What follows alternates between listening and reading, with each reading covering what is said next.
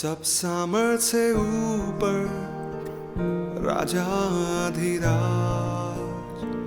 सारी सृष्टि के ऊपर है सिरजनहार,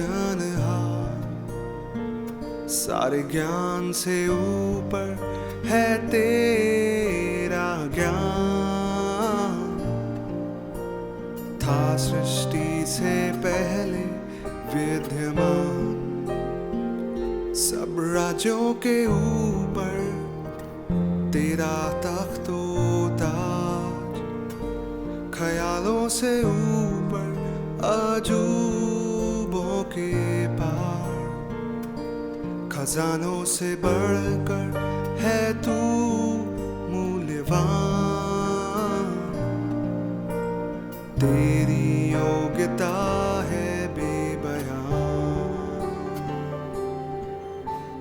क्रूसित हुआ, कब्र में गया, जान देने तू जिया, निंदित त्यागा हुआ, एक फूल समा कुचला गया, ये सब सहा मुझे करके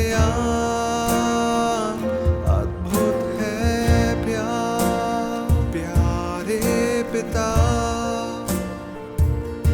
तूने हमसे कितना प्यार किया, हमें पापों से छुड़ाने को अपने बेटे को कुर्बान किया। प्यारे पिता, से कितना प्यार किया, हमें पापों से छुड़ाने को अपने बेटे को कुर्बान किया। जय यीशु, जय यीशु, जय यीशु, जय यीशु, जय यीशु, जय यीशु, जय यीशु, जय यीशु। क्यों ना बोलूं फिर मैं तेरी जय जयकार, क्यों ना बोलूं फिर मैं तेरी जय जयकार, क्यों ना बोलूं फिर मैं तेरी जय जयकार, क्यों ना बोलूं फिर मैं तेरी जय जयकार। जय जयकार, जय जयकार, तूने मेरे लिए क्या कुछ ना किया। जय जयकार, जय जयकार, तूने मेरे लिए क्या कुछ ना किया, तूने मेरे लिए क्या कुछ ना किया,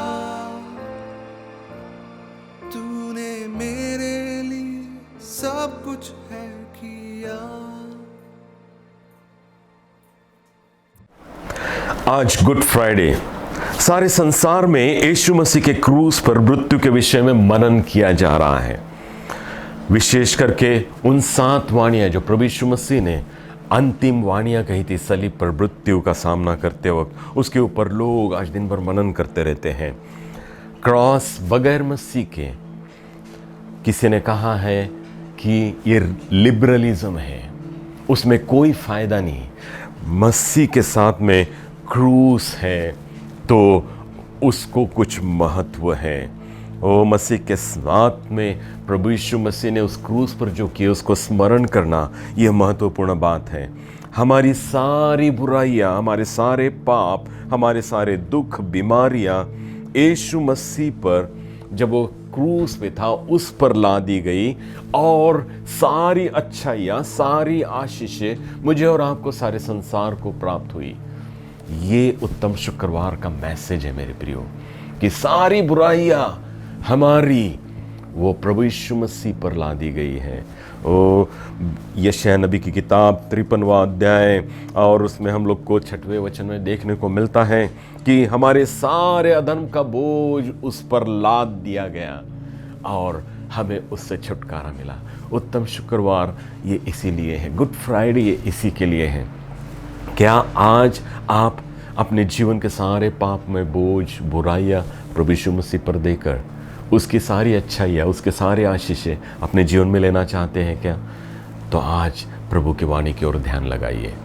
और मेरे प्रियो, आज उत्तम शुक्रवार से हम लोग देखते, ये सप्ताह हमारे लिए न दुख का सप्ताह, इस प्रकार से लोग इस पर न मनन करते रहते हैं। और उत्तम शुक्रवार को घंटों से चर्चेस में बैठकर प्रार्थना करके, उपवास रखते हुए, प्रार्थना करते हुए लोग न बहुत से बार दुख प्रकट करते रहते हैं।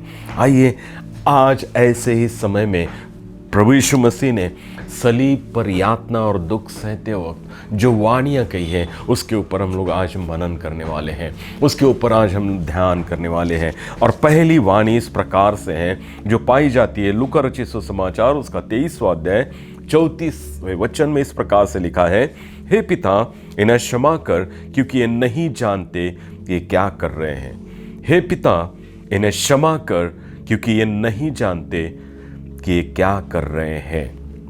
ओ मेरे प्रियो, न यीशु मसीह ने बड़े बड़े चमत्कार किए, मरे हुए लोगों को जिंदा किया और बहुत से लंगड़े, लूहे, अंधों को चंगा किया। लेकिन पौलुस कहता है कि मैं सबसे ज़्यादा गर्व इस बात पर करता हूँ कि प्रभु यीशु मसीह सलीब पर मारा गया। प्रभु यीशु मसीह ने किए हुए दूसरे चमत्कारों का इतने गर्व से, घमंड से वो वर्णन नहीं करता है, लेकिन वो कहता है कि मैं प्रभु यीशु मसीह के जो यातना भरे उस क्रूस का सफ़र है, उस क्रूस की कहानी को सबसे ज़्यादा उसके ऊपर गर्व करता हूँ, घमंड करता हूँ। तो मेरे प्रियो, सचमुच ही इस सलीब पर, इस क्रॉस पर प्रभु यीशु मसीह जब अपने प्राणों को दे रहे थे तो उन्होंने कई वाणियाँ भी हम सब के लिए, बहुत से आशीषमय ऐसी वाणियाँ हैं। और ये वाणी भी इसी प्रकार से कही गई है, पिता इन्हें क्षमा कर क्योंकि ये नहीं जानते कि क्या कह रहे हैं। और आज इस संसार में क्रॉस एक सुंदर सा, बहुत से लोगों के लिए एक अपने घर को सुंदरता लाने वाला एक न फ्लावर पॉट के जैसा हो गया है। कोई लोग इस प्रकार से कलरफुल क्रॉस इन दिनों में रखते हैं, उसके आजू बाजू लाइट लगा देते हैं और इतना कलरफुल करके बड़ी चमकदार ऐसा स्थान जहाँ क्रॉस रखा है उसको बनाते हैं। कोई लोग हैं सोने का क्रॉस लगाकर घर में रखते हैं। लेकिन कई बार इस क्रॉस पर क्या हुआ, इस क्रॉस पर कौन से प्रकार की घटनाएं घटी, इसका लोग कई बार स्मरण नहीं रखते हैं। और महत्व की बात तो यह है कि क्रॉस एक चमकदार क्रॉस देखना नहीं है, लेकिन महत्व की बात है कि इस क्रॉस पर क्या हुआ है, वो मेरे और आपके जीवन के लिए कितने लाभदायक था। न यहाँ लोग क्रूस का न कथा का उत्तम वर्णन बड़े अच्छे प्रकार से करते हैं, लेकिन ये किसके लिए उसने किया है इस बात को भूल बैठते हैं। यहाँ से जाने के पहले मैं चाहता हूँ कि इन वाणियों में से आप इस बात को सही समझ लें कि प्रभु यीशु मसीह का उस सलीब पर मरने का कारण क्या था, क्या किस कारण से प्रभु यीशु मसीह सलीब पर मारे गए, ताकि मैं और आप और सारे संसार को पापों से छुटकारा मिले। मेरे और आपके स्थान, हमारे किए हुए पापों के कारण से प्रभु यीशु मसीह न उस सलीब पर मारे गए, हमारे पापों के कारण से हमको उस सलीब की, उस मृत्यु की सज़ा हुई थी, उससे छुटकारा देने के लिए वहीं पर मारे गए। सामने ठट्टा करने वाले लोग हैं, हंसी मजाक कर रहे हैं, थूक रहे हैं, चाटा मार रहे हैं और कह रहे हैं कि किसने मारा हमें बता। कोई कपड़े उतार रहा है, उसके सामने बैठकर बांट ले रहा है, कांटों का मुकुट बनाकर उसके सरों पर लगाया जा रहा है और सारी भयंकर यातनाएं हो रही हैं। और ऐसी यातनाओं में प्रभु यीशु मसीह प्रार्थना करते हैं, हे पिता इन्हें क्षमा कर, क्योंकि नहीं जानते क्या कर रहे हैं। ना पतरस की नकार, चेलों को छोड़ के चले जाना, ये सब कुछ होते हुए, ये सारी घटनाएं कहते हुए, ये तो एक बार ही वाणी हम लोग को पढ़ने को मिलती है, लेकिन प्रभु यीशु मसीह ने 1000 बार इस वाणी को कहा, हे पिता इन्हें क्षमा कर। जब किसी ने चाटा मारा तब प्रभु ने कहा कि इसे क्षमा कर। जब किसी ने थूका, प्रभु इन्हें तो क्षमा कर। जब किसी ने कांटों का मुकुट उसके ऊपर पहनाया तब भी प्रभु ने कहा कि प्रभु इन्हें क्षमा कर। ओ चेले लोग भी छोड़कर चले गए, तो प्रभु ने उनको कहा कि क्षमा कर, हे पिता इन्हें क्षमा कर। ओ हम लोग देखते हैं 3 दिन ये मंदिर तोड़ दो तो मैं 3 दिन में से खड़ा करने वाला। ओ आज तो सलीब पर चढ़ा हुआ है, खुद को बचा, हमें भी बचा। आजू बाजू में चोर है, वे इस प्रकार से बोलकर ठट्टा उड़ा रहे हैं, अरे तूने बहुतों को बचाया, इस समय तू उतर, इस क्रॉस पे से उतर आ। इस प्रकार के मन को छलनी करने वाले शब्द लोग कह रहे हैं, और उसके बावजूद भी इन सारे शब्दों पर प्रभु ये कह रहे हैं कि हे पिता इन्हें क्षमा कर, क्योंकि नहीं जानते हैं। ओ क्यों ऐसा कहता है कि प्रभु यीशु मसीह ये वाक्य कह रहे हैं, काश लोग समझते यीशु मसीह खुद को नहीं संसार के लोगों को बचाने आया था। वो जब लोग ये कह रहे थे कि तू खुद को बचा, लेकिन प्रभु कहता है कि मैं खुद को बचाने नहीं, मैं तुम सब लोगों को बचाने इस संसार में आया हूँ। तुम सब लोगों को बचाने के लिए इस संसार में आया हूँ। यहेजकेल की किताब 33वां अध्याय 11 वचन में इस प्रकार से लिखा है कि न दुष्टों की, दुर्जनों के मरने से परमेश्वर को संतोष नहीं होता, लेकिन वो मन फिराए और परमेश्वर की ओर फिरे से उसे संतोष होता है। तो पापी लोगों के और दुष्ट लोगों के, दुर्जनों के मरने से प्रभु को संतोष नहीं होता है।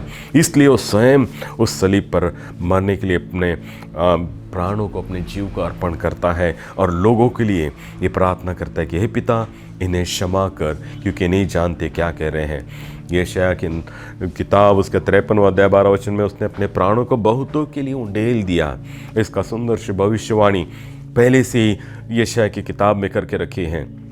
बहुतों का पाप उसने अपने ऊपर उठा लिया, बहुतों के पापों का बोझ अपने ऊपर उठा लिए चला, ये उसका वर्णन है।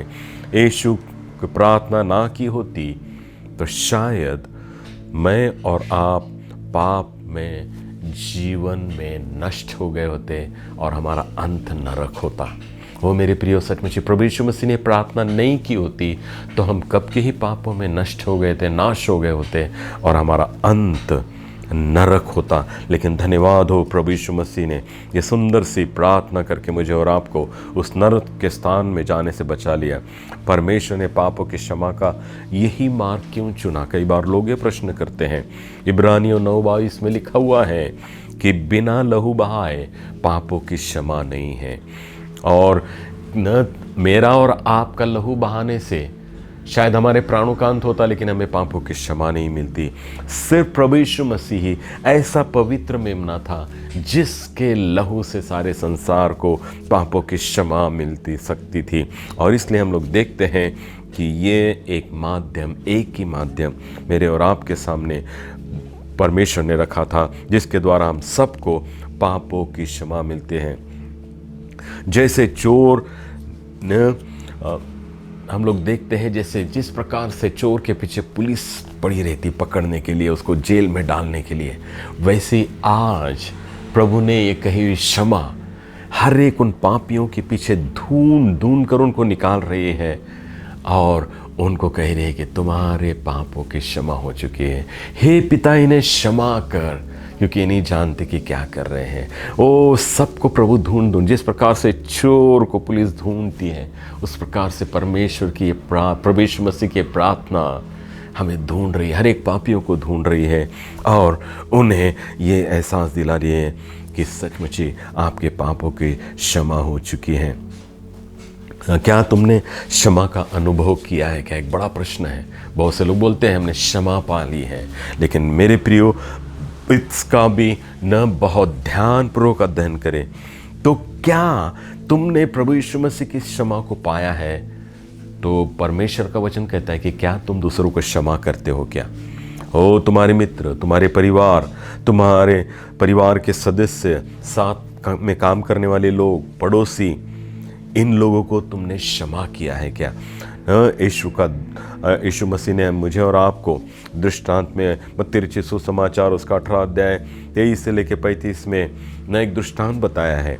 एक दास को वो राजा से कर्जा लेता है, और वो कर्जा जब वो नहीं चुका पाता, राजा उसको बुलाता है और कहता है कि मैं नहीं चुका पा, मेरे पास में नहीं है, तो राजा उसको माफ़ कर देता है।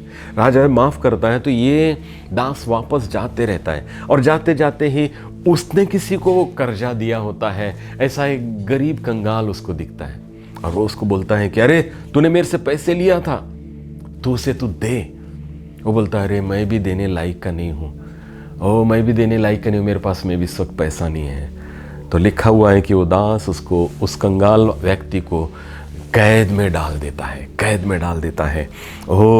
यहाँ न मत्ती रचित सुसमाचार 18 और उसके 23 से लेकर 35 वचन में बड़े साफ रीति से इसका वर्णन लिखा हुआ है। और फिर राजा को पता चलता है कि इस व्यक्ति ने अपने ऐसे कंगाल एक वर्कर से इस प्रकार का व्यवहार किया है, तो उसको बुलाकर उसको जेल में डाल देता है। क्यों? तुझे मैंने क्षमा दी थी, लेकिन तूने दूसरे को क्षमा नहीं दी। तो कितना भयंकर परिणाम है अगर जब हम दूसरों को क्षमा नहीं करते हैं। 35 वचन में तो बड़े साफ रीति से, यदि तुम में से हर एक जन अपने भाई को मन से क्षमा न करेगा तो मेरा पिता भी उन्हें क्षमा नहीं करेगा। बड़े साफ रीति से ये वचन बता रहा है कि मैंने और आपने प्रभु ने दी हुई क्षमा का अनुभव किया है, तो हमने भी अपने भाइयों को, अपने जो हमारे दृष्टि में दोषी पाए जाते हैं, उनको क्षमा करना उतना ही आवश्यक है। न हम लोग को देखने को मिलता मत्ती 9 अध्याय 2 वचन में कि लकवे के रोगी को प्रभु यीशु मसीह ने चंगा करते हैं। कहा था कि पाप न प्रभु यीशु मसीह हर समय लोगों को, किसी को भी चंगा करते थे तो तुम्हारे पाप क्षमा हुए, पाप क्षमा है। पाप इन स्त्री को लोग ले आते हैं, प्रभु उसको भी कहते हैं कि तेरे पाप क्षमा हुए। तो पाप क्षमा का ये सुंदर सा अनुभव प्रभु के इस वाणी से मुझे और आपको देखने को मिलता है। यहाँ यीशु मसीह सबके क्षमा के लिए प्रार्थना कर रहे हैं। यहाँ कोई विशेष ऐसा ही वर्णन नहीं कर रहे हैं, हे पिता इन्हें क्षमा कर, क्योंकि ये नहीं जानते कि क्या कर रहे हैं। दूसरा कोई मार्ग नहीं है। हम लोग देखते हैं क्षमा मिली नहीं, प्रभु ने कहने के बाद भी मुझे और आपको क्षमा नहीं मिली, तो कौन दोषी है इसमें? प्रभु यीशु मसीह दोषी नहीं है, कोई अन्य दोषी नहीं है। कई बार हम लोग दूसरों को दोष लगाते हैं, लेकिन हम स्वयं इसमें दोषी ठहरते हैं। तुमने दुर्लक्ष्य कर दिया प्रभु ने दी हुई इस क्षमा को, प्रभु ने कही हुई इस प्रार्थना के और तुमने दुर्लक्ष्य कर दिया, तो इसके लिए दूसरा कोई दोषी नहीं, तुम स्वयं दोषी हैं। यहाँ इब्रानियों की पत्री 6वां अध्याय 5 से लेके तो 8 वचन तक के न वो बड़े सुंदर प्रकार से लिखा हुआ है, जिन्होंने उद्धार का अनुभव, उद्धार का स्वाद चखा है, अगर वे भटक जाएं तो उनके लिए दूसरा कोई मार्ग नहीं है क्षमा का। उनके लिए कोई क्षमा का मार्ग नहीं है। परमेश्वर का वचन बड़े साफ रीति से मुझे और आपको बता रहा है।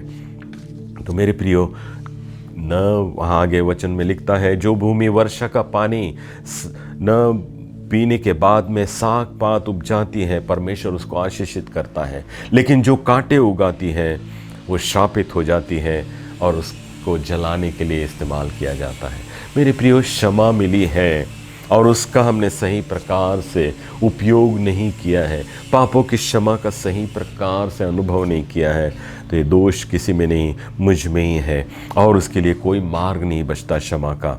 परमेश्वर ने उद्धार पाने के बाद हमसे क्या अपेक्षा की है। आजकल न्याय का प्रचार करने वाले प्रचारक बहुत कम रह गए हैं। ये वचन मुझे और आपको बता रहा है, अगर हमने उद्धार पाने के बाद भी पाप करते रहे तो फिर क्षमा का कोई मार्ग ही नहीं रहता है, फिर क्षमा की कोई प्रार्थना ही नहीं रहती है। ओ सावधान हो जाइए, ये हमें स्ट्रिक्ट वार्निंग दे रहा है। आजकल इस प्रकार की वार्निंग, ओ सब कुछ तुम करते रहो, प्रभु क्षमा करते रहता है, प्रभु दयालु है, प्रेमी है, कुछ नहीं करेगा। ओ लेकिन आवश्यक है आज इस संसार को, आज हमारे कलीसिया के लोगों में जाकर ये शिक्षा देना कि न्याय भी है, न्याय भी है और हमें सावधान होना है। फिर कोई दूसरा रास्ता नहीं रह जाता है क्षमा का। प्रभु यीशु मसीह ने सुंदर सी प्रार्थना की है, हे पिता इन्हें क्षमा कर, क्योंकि नहीं जानते कि क्या कह रहे हैं। और बड़ा सुंदर सा कारण प्रभु देते हैं, क्योंकि नहीं जानते कि क्या कर रहे हैं। गरीबी लोगों ने सब कुछ जानबूझकर किया, सब कुछ समझकर किया, और वो ये जानते थे। पिलातुस ने भी कहा था कि इसमें मुझे कोई दोष नज़र नहीं आता। प्रभु ने भी जितने भी कार्य किए थे उनके नज़रों के सामने थे, लेकिन जानने के बाद भी वो गलतियां करते हैं। लेकिन प्रभु सुंदर सा कारण बताते हैं कि न ये नहीं जानते कि क्या कर रहे हैं। मेरे प्रियो, अगर आज ये प्रार्थना प्रभु यीशु मसीह नहीं करते तो मैं और आप भी शायद हमारे पापों के बोझ के तले यहूदा के समान सुसाइड कर लेते, आत्महत्या कर लेते, और न भिन्न कोई और अग्निमय यातना में ऐसा जीवन नरक में भुगतते होते, अगर प्रभु ने ये प्रार्थना नहीं की होती। धन्यवाद हो प्रभु ने कि जो सुंदर सी प्रार्थना मेरे और आपके लिए की। हे पिता इन्हें क्षमा कर, क्योंकि ये नहीं जानते कि क्या कर रहे हैं। दूसरी वाणी, मैं तुझसे सच सच कहता हूं कि तू आज ही मेरे साथ स्वर्गलोक में होगा। लूक 23वां अध्याय 43वां वचन। मैं तुझसे सच सच कहता हूं कि तू आज ही मेरे साथ स्वर्गलोक में होगा। यीशु के साथ में सलीब पर दो और भी उसके आजू बाजू चोरों को, कुकर्मियों को टंगाया गया था। एक ठट्टा कर प्रभु यीशु मसीह को कहता है, तू मसीह है तो स्वयं को बचा और हमें भी बचा। दूसरा उसे डांटता है और कहता है, उसने तो कुछ भी ऐसा नहीं किया। और फिर बाद में वो कहता है कि हम तो अपने गुनाहों के, हम अपने किए हुए कर्मों के अनुसार सजा भुगत रहे हैं। और ये कहने के बाद वो प्रभु यीशु मसीह को कहता है, हे यीशु, जब तू अपने राज्य में आए तो मेरी सुधि लेना। हे यीशु, जब तू अपने राज्य में आए तो मेरी सुधि लेना। ओ ऐसा इस वाक्य में क्या था कि प्रभु यीशु मसीह इसको कह बैठते हैं कि तू आज ही मेरे साथ में स्वर्गलोक में होगा।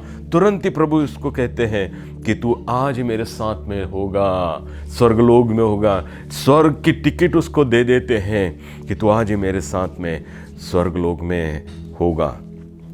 हो इस चोर का अद्भुत परिवर्तन हम लोग को बड़ा अजीब सा लगता है। कभी चर्च नहीं गया, शायद न चर्च में न जाते हुए शायद कि कोई चर्च की वस्तु चोरी कर ली होंगी, कभी सुसमाचार नहीं सुना, कभी प्रार्थना में नहीं बैठा, लेकिन प्रभु उसको गारंटी के साथ में कहते हैं कि मैं तुझसे सच सच कहता हूं कि तू आज ही मेरे साथ में स्वर्गलोक में होगा। सच ये शब्द गारंटी देता है ओ कि शायद होगा ऐसा नहीं है, लेकिन निश्चित ही तू मेरे साथ में स्वर्गलोक में होगा।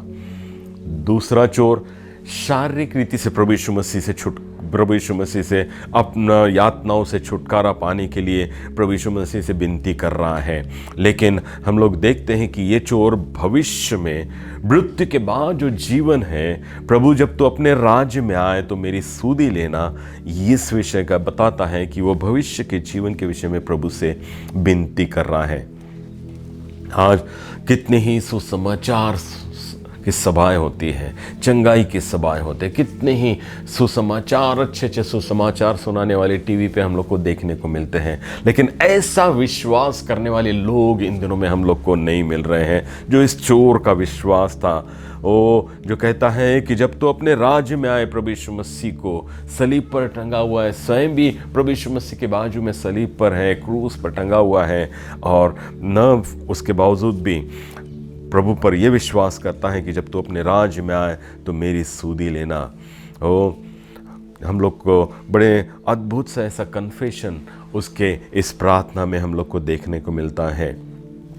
चोर यहाँ जब वो कहता है कि हम तो अपनी सजा अपने कर्मों के अनुसार भुगत रहे हैं, तो यहाँ देखने को मिलता है कि वो अपने पापों का अंगीकार कर रहा है। मैं बुरा हूँ, मैं गलत प्रकार का कुकर्मी व्यक्ति हूँ, मैं चोर हूँ, ये सब प्रकट कर रहा है। आज हम लोग को बड़ा न इस प्रकार का कन्फेशन नहीं मिलता है, लोग मानने को ही तैयार नहीं होते। खुलेआम भी हमारे कर्म लोगों के नज़रों के सामने दिख रहे हैं कि हम कितने बुरे कुकर्मी हैं, लेकिन हम इस बात को मानते नहीं हैं कि हम बुरे काम करने वाले हैं। हम अपने कुछ अच्छे कामों से अपने कुकर्म को, अपने पापों को छुपाने की कोशिश करते हैं, कवर अप करने की कोशिश करते हैं। लेकिन यहाँ हम लोग को देखने को मिलता है कि चोर बड़े साफ रीति से अपने पापों का अंगीकार कर रहा है और यीशु उद्धार देने वाला है, वो राजा है, ये भी कन्फेस वो कर रहा है। उसका राज्य है और उसका राज्य स्वर्ग का राज्य है, ये विश्वास वो प्रकट कर रहा है। मृत्यु के बाद भी जीवन है। ये नहीं कह रहा है कि अभी मैं क्रॉस पर मर जाऊंगा और ख़त्म हो जाएगा। वो कह रहा है कि प्रभु तू जब अपने राज में आए तो मेरी सुधि लेना। ओ, मृत्यु के बाद भी जीवन है, ये चोर अपने इस बातों से प्रकट कर रहा है। और इस चोर का ढाढ़स भी देखिएगा, ध्येय भी देखेगा कि सारे लोग प्रभु के पास, उस क्रूस के पास में इनके चारों ओर खड़े हुए हैं, हंसी उड़ा रहे हैं, उसको मार रहे हैं, ठट्टा कर रहे हैं, और उसका साथ में रहने वाला चोर भी प्रभु की हंसी उड़ा रहा है। इतने सारे हंसी उड़ाने वाले लोगों के मध्य में ये अकेला प्रभु यीशु मसीह पर विश्वास कर रहा है और प्रभु को कह रहा है कि प्रभु तू अपने राज्य में आए तो मेरी सुधि लेना, ओ मेरी सुधि लेना। मेरे प्रियो, सचमुच कई बार सारे लोग जब विरोध में कोई बातें कहते हैं तो उनके विरोध में खड़े होकर कुछ अपनी सच्चाई को प्रकट करना हमारे लिए मुश्किल जाता है। लेकिन इस चोर में वो धाड़स था कि ऐसे लोगों के मध्य में प्रभु यीशु मसीह पर वो विश्वास करता है। तो हम इस चोर के मैसेज को देखते हैं कि तुम्हारे धार्मिक कृत्यों से नहीं, लेकिन परमेश्वर तेरी अनुग्रह से हमें उद्धार मिलता है। यहाँ हम लोग को साफ देखने को मिलता है कि एक चोर को प्रभु कह रहा है कि तू सच सच मैं तुझसे कहता हूँ कि तू आज ही मेरे साथ में स्वर्गलोक में होगा। यानी कि मैंने अभी तक के तो कोई अच्छे काम किए नहीं हैं। हम लोग कई बार बोलते हैं हम धार्मिक कृत्यों से स्वर्ग में जाएंगे। हमारे धार्मिक कृत्य हमारी पहचान है।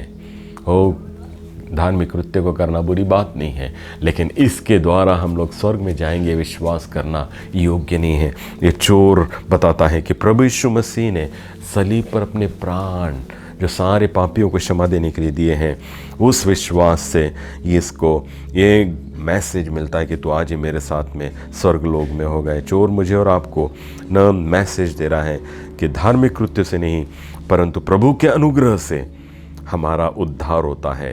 प्रभु के अनुग्रह से हमारा उद्धार होता है। ये चोर हमें बताता है कि जो प्राप्त करने की योग्य हम नहीं थे वो प्राप्त करते हैं। जो हमें मिलना था वो नहीं, परंतु जो हम प्राप्त करने की योग्य नहीं थे वो प्रभु हमको दे देता है। मालूम है, मैं मेरे कामों के अनुसार मेरा स्थान तो नरक में जाना निश्चित था, लेकिन ये चोर बताता है नहीं, प्रभु यीशु मसीह पर विश्वास करने के द्वारा मैं उस नरक पाने की योग्य था, लेकिन प्रभु पर विश्वास करने के द्वारा जो स्वर्ग पाने की मैं योग्य नहीं था वो मुझे मिल रहा है। तो ये चोर मुझे और आपको ये मैसेज भी देता है कि जो पाने के हम योग्य नहीं थे वो प्रभु पर विश्वास करने के द्वारा मिलता है, और जो पाने के योग्य थे वो नकारा जाता है और हमें प्रभु के राज्य में प्रवेश मिलता है। योग्य प्रकार का विश्वास प्रभु पर रखना, पाप अंगीकार करना और स्वर्ग की प्राप्ति करना प्रभु यीशु मसीह पर विश्वास करने के द्वारा चोर मुझे और आपको बता रहा है। क्या आप स्वर्गीय जीवन के बारे में सोचते हैं? यहाँ वो ये प्रार्थना नहीं कर रहा कि प्रभु इस यातना से, इस क्रूस की यातनाओं पे से मुझे तो दूसरे चोर के समान उस प्रकार से प्रार्थना नहीं कर रहा है, लेकिन प्रभु मुझे स्वर्गीय राज्य में तू मेरी सुधि लेना, मेरा याद रखना, वो बता रहा है।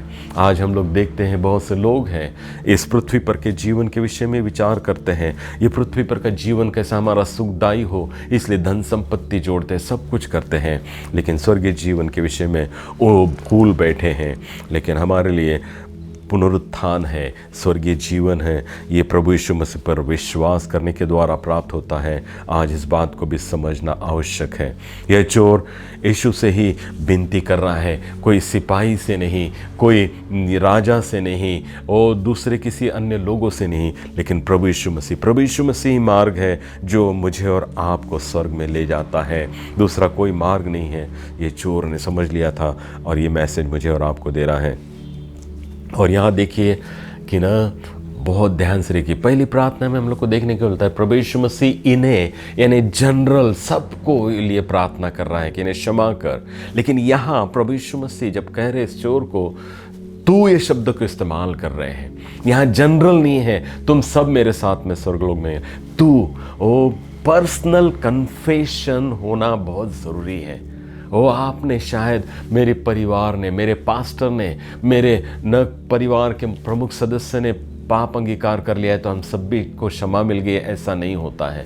पर्सनल अपने पापों का अंगीकार करना, प्रभु यीशु मसीह पर वैयक्तिक रीति से विश्वास करना, वैयक्तिक रीति से उसको अपना ग्रहण करना, ये बहुत ही ज़रूरी है। आज ये प्रश्न है, क्या आपने ऐसा किया है? क्या आपने ऐसा किया है? तो सचमुच निश्चित गारंटी है स्वर्गलोक की, जैसे इस चोर को कहा गया है। लेकिन अगर हमने ऐसे पर्सनल चोर के समान कन्फेशन नहीं किया है तो मेरे प्रियो, कोई गारंटी नहीं है। बहुत से बार न जवान लोगों के बीच में मैंने 35 साल सेवा की और ये प्रश्न जवान लोग हर समय, अरे अभी तो हम जीवन में मौज कर लेंगे, मस्ती कर लेंगे, आनंद उठाएंगे, और जब जीवन का अंतिम समय आएगा तो तब हम प्रभु यीशु मसीह को ग्रहण करेंगे। ओ जब आखिरी का समय आएगा तो हम प्रभु को ग्रहण कर लेंगे। मेरे प्रियो, सचमुच इस चोर ने आखिरी क्षण में नहीं, इसको पहला ही चांस मिला। इसके पहले कभी कोई सभाओं में नहीं गया, कभी चर्च में नहीं गया, कहीं नहीं गया था। उसको पहला ही चांस प्रभु यीशु मसीह के करीब में रहने का मिला और उस पहले चांस का ही उसने लाभ उठा लिया। ओ आप क्यों ऐसे सोचते हो कि आपको आखिरी में चांस मिलेगा और आप प्रभु का ग्रहण करेंगे? नहीं, पहला ही चांस मिला और इसने उस इकलौते चांस का लाभ उठाया और स्वर्गलोक की प्राप्ति अपने जीवन में पा ली। स्वर्गीय स्थान में उसने अपने लिए स्थान प्राप्त कर लिया। हम कितने ही हमारे पापों में हम धीरे धीरे छोड़ेंगे ऐसे सोचते हैं, लेकिन प्रभु ने न एक बार का ही उसको कहा, ऐसा नहीं कहा कि ठीक है तो कुछ दिन के बाद में मैं तेरे को स्वर्गलोक में ले जाऊंगा। तुरंत उसको कहा। प्रभु हमारा उद्धार ये पूर्ण रूप में कर देता है। न सबके लिए चमत्कारिक कार्य था कि ये चोर कोई उपयोग नहीं उसका, न क्रॉस पर मरने वाला था, उसके बाद में उसका कोई उपयोग नहीं था। अभी तक के पाप में जीवन व्यतीत करता रहा, लेकिन उसके बावजूद भी प्रभु के नज़र में वो बहुत मूल्यवान था। दुनिया के नज़र में वो चोर था, बुरा व्यक्ति था, लेकिन विश्वास करने के द्वारा इतना मूल्यवान बना प्रभु के लिए कि उसको कहता है कि तू आज ही मेरे साथ में स्वर्गलोक में होगा। न क्रॉस के पास में प्रभु यीशु मसीह ओ सलीब पर है, चोर सलीब पर टंगे हुए हैं और ऐसे समय में बहुत से भीड़ चारों ओर है, लेकिन एकलौता चोर ही अपने जीवन के लिए लाभ उठा लेता है, प्रभु पर विश्वास करता है। बाकी सब लोग सिर्फ भीड़ बना कर थे, हंसी उड़ा रहे थे, देख रहे थे, मजाक कर रहे थे, लेकिन ये चोर ये विश्वास करता है कि प्रभु यीशु मसीह जब तो अपने राज्य में आए तो मेरी सुधि लेना। और प्रभु उसको गारंटी देते हैं कि तू आज ही मेरे साथ में स्वर्गलोक में होगा। प्रभु यीशु मसीह एक गुनहगार के रूप में चढ़ाए हुए इस क्रॉस को क्राउन में बदल देते हैं, लोगों को उद्धार देकर। और न इस चोर को जिस प्रकार से कहा कि तू आज ही मेरे साथ में स्वर्गलोक में होगा, मैं तुझसे सच सच कहता हूँ कि तू आज ही मेरे साथ में स्वर्गलोक में होगा। क्या ये वाणी आपको सुनने की है प्रभु के द्वारा? तो आवश्यक है अपने पापों का अंगीकार करे इस चोर के समान, प्रभु यीशु मसीह पर विश्वास करे और उसको अपना उद्धारकर्ता करके ग्रहण करे। तो निश्चित ही प्रभु आपको भी कहेगा कि तुम आज ही मेरे साथ में स्वर्गलोक में होगे। तीसरी वाणी जो पाई जाती है योना रचित सुसमाचार उसका 19वां अध्याय 26 और 27 वचन, 26 और 27वां वचन। हे नारी, देख तेरा ये पुत्र, और चेले से उसने कहा, देख तेरी ये माता। हे नारी, देख तेरा ये पुत्र, और चेले से कहा, देख तेरी ये माता। ये वचन क्रूस के पास उसकी माता की बहन क्लोपा की पत्नी मरियम और मरियम मगदलिनी, ये सब लोग प्रभु यीशु मसीह के क्रूस के पास में थे। और यीशु ने देखा उसकी माता और उससे प्रेम करने वाला चेला भी वहाँ खड़ा था। क्रॉस के पास इस समय में अच्छा स्थान, ये क्रॉस के पास में खड़े रहना अच्छा स्थान नहीं था, क्योंकि अंधकार हो गया था और चारों तरफ में लोग, हंसी उड़ाने वाले लोग थे। और यहाँ प्रभु के क्रॉस के पास में खड़े रहना कोई योग्य ऐसा, अपने नज़रों से प्रभु की ठट्ठा होते हुए देखना योग्य ऐसा स्थान नहीं था। पर हम लोग को देखने को मिलता है न मरियम का जीवन ये शुरू से ही न दुख और यातनाओं से भरा हुआ था। शमौन ने जो प्रभु यीशु मसीह का जन्म हुआ तभी उसके विषय में भविष्यवाणी की थी। लूका रचित सुसमाचार 2 अध्याय 35 वचन में कि वहाँ इस प्रकार से लिखा है, मरियम तेरे प्राण से तलवार आर पार छीदी जाएगी। ओ तेरे प्राण से तलवार आर पार छीदी जाएंगी, यानी कि उसके बेटे का मृत्यु, उसकी बेटे का असहनीय ऐसा यातनाएं देकर मारा जाएगा, इसका वर्णन वहाँ हम लोग देखते हैं। दुख ये मरियम के जीवन का प्रारंभ से ही भाग बना रहा। बगैर विवाह के वो गर्भवती हुई, लोगों के लिए बड़ा शर्मनाक ऐसे शब्द हर समय लोगों से सुनते जाना पड़ा। और यीशु के जन्म के बाद हेरोद राजा ने जो न सारे बच्चों को ख़त्म करने की आज्ञा दी, तो उससे बचकर इधर उधर भागने में कष्टमय ऐसा जीवन रहा। और उसके बाद हम लोग देखते हैं या प्रभु वापस आए तो याजकों को प्रभु यीशु मसीह के विरोध में कहने वाली बातें उसको हर समय सुननी पड़ी। और इस वक्त यीशु को क्रूस पर भयंकर यातनाएं न सहते हुए अपने आंखों से देख रही हैं, लेकिन कुछ नहीं कर पा रही हैं। मरियम, यूहन्ना का सुसमाचार में मरियम का 2 ही बार वर्णन हम लोग को देखने को मिलता है। एक तो 2 अध्याय में, यूहन्ना के 2 अध्याय में, और दूसरी बार 19वें अध्याय में। 2 अध्याय में हम लोग को देखने को मिलता है मरियम प्रभु यीशु मसीह के पास में आती है। और जब एक ब्याह में लोग जाते हैं और दाखरस खत्म हो जाता है, तब मरियम प्रभु यीशु मसीह को आज्ञा देती है कि इनके लिए तू कुछ कर। और यहाँ प्रभु यीशु मसीह का स्वरूप एक सामर्थ्य से भरा हुआ, चमत्कारी कैसे सामर्थ्य से भरा हुआ देखने को मिलता है। लेकिन 19वें अध्याय में हम लोग को देखने को मिलता है कि यहाँ प्रभु यीशु मसीह कमज़ोर से सलीब पर टांगे गए हैं। और न यहाँ यीशु मसीह मरियम के लिए शब्द कहते हैं कि न अपने चेलों के हाथ में सुपुर्द करके कि देखे तेरी माता, और चेले को उसके पास में खड़े देखकर कहते हैं कि ये तेरा पुत्र। और हम लोग को देखने को मिलता है कि इस प्रकार से वाणी यहाँ दो भिन्न स्वरूप इस 2 जगहों पर जहाँ मरियम का वर्णन किया गया है देखने को मिलते हैं। क्रॉस के पास कैसा ये स्थान है, मरियम को पूछे अगर कि इस स्थान पर आकर तुझे क्या मिला। इस समय में प्रभु यीशु मसीह सलीब पर मर रहे हैं, तू यहाँ क्यों आई है, कैसा स्थान है, इससे तेरे को क्या लाभ हो रहा है। अब प्रभु यीशु मसीह न कोई चमत्कार कर सकता है, न चंगाई कर सकता है, किस लिए आए हैं। बेसहारा जैसे वो सलीब पर टांगा गया है, कुछ नहीं कर सक रहा है। यहाँ तो अब सिर्फ दुख और दुख भरी यातनाएं चारों ओर सुनाई जा रही है। मरियम, इस क्रूस के पास में तुझे क्या मिला। ओ मरियम कहती है कि मुझे एक रिश्ता मिला, एक रिलेशन मिला। ओ मैं एक बेटे को खो रही थी, अभी एक रिश्ता नया बेटा के साथ में जुड़ गया। मरियम, तुझे और क्या मिला। ओ इस क्रॉस के पास में मुझे एक रिवॉर्ड मिला। क्या रिवॉर्ड मिला। ओ मेरे को न भविष्य में अभी कौन मेरी देखभाल करेगा, ये विचार मेरे मन में था, लेकिन रिवॉर्ड मिला कि अब मुझे कोई चिंता नहीं। एक बेटा मिला जो मेरे भविष्य में मेरी सारी देखभाल करेगा, मुझे संभाल कर रखेगा। इस क्रूस के पास में मरियम तुझे क्या मिला। एक रिलेशन मिला, एक नए बेटे के साथ में एक रिवॉर्ड मिला, जो मेरे सारे भविष्य की चिंता करने वाला ऐसा बेटा मुझे मिल गया। और हम लोग देखते हैं कि सुंदर सी बात इस क्रॉस के पास में मरियम को मिली। ओ तुझे क्या मिला यूहन्ना, इस क्रूस के पास में आकर तू भी प्रभु के पास में खड़ा हुआ है। ओ मुझे रिस्पॉन्सिबिलिटी मिली, मुझे जिम्मेदारी मिली। यूहन्ना कहता है कि मुझे एक जिम्मेदारी मिली। क्रॉस एक ऐसा स्थान है जहाँ ये सारी बातें होती हैं, जहाँ रिलेशन जोड़े जाते हैं, जहाँ रिवॉर्ड मिलता है, जहाँ रिस्पॉन्सिबिलिटी दी जाती है। वो हम लोग को देखने को मिलता है बड़ी सुंदर सी बात कि न रिलेशन, जिंदगी खालीपन से लग रही है तो रिस्पॉन्सिबिलिटी।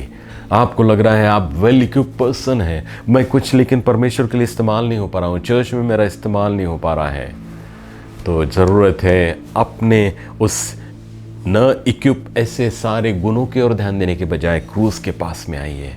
और अगर आज आपके परिवार में रिलेशंस प्रॉब्लम है, पति पत्नी में, बच्चों और माता पिताओं में, और आप अड़ोस पड़ोस में रिलेशन प्रॉब्लम्स है, मेरे प्रियो क्रॉस के पास में आइए। एक रियल रिलेशन जोड़ने के लिए क्रॉस, एक ना मरियम को रिलेशन मिला, रिवॉर्ड मिला, और रिवॉर्ड आपके लिए कि भविष्य आपको उज्जवल ऐसा फैमिली लाइफ देगा, उज्जवल ऐसा आपको भविष्य देगा। क्रॉस के पास में क्या मिला? मुझे रिवॉर्ड मिला, मुझे रिलेशन मिला, मुझे न रिस्पॉन्सिबिलिटी मिली। मेरे प्रियो, सचमुच आप कैसा जीवन व्यतीत कर रहे हैं? कोई जिम्मेदारी आप निभा रहे अपने परिवार के प्रति, अपने बच्चों के प्रति, अपने भाई बहनों के प्रति, अपने चर्च के प्रति, अपने देश के प्रति? अगर आप इस जिम्मेदारी को आपके ऊपर नहीं है तो आप अभी तक के क्रॉस के पास में नहीं आए हैं। क्रॉस के पास में चीज़ें हैं। यहाँ हम लोग को देखने को मिलता है कि मरियम और यूहन्ना का रिलेशन जोड़ा गया। प्रभु यीशु मसीह कहते हैं कि हे नारी, देख ये तेरा पुत्र, और चेले से कहता है देख ये तेरी माता। सुंदर सी बात यहाँ न देखने को मिलती है क्रॉस के पास।